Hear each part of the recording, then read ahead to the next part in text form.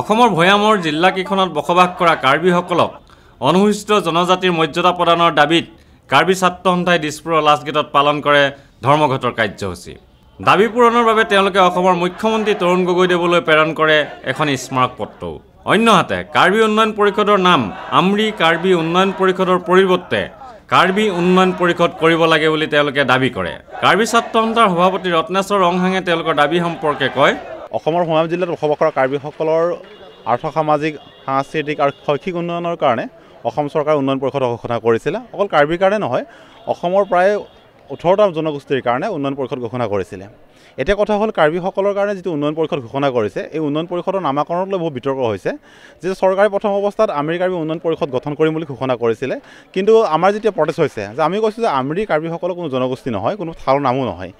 আমৰি কেৱল কাৰ্বিসকলে বসবাস কৰা এটা ঠাইৰ নাম, যিটো কাৰ্বি আংলং জিলাৰ হামৰেণ মহকুমাৰ অন্তৰ্গত এটা উন্নয়ন খণ্ডৰ নাম। গতিকে আমি কৈছোঁ উন্নয়ন খণ্ডৰ নামতো ডেভেলপমেণ্ট কাউন্সিল হ'ব নোৱাৰে।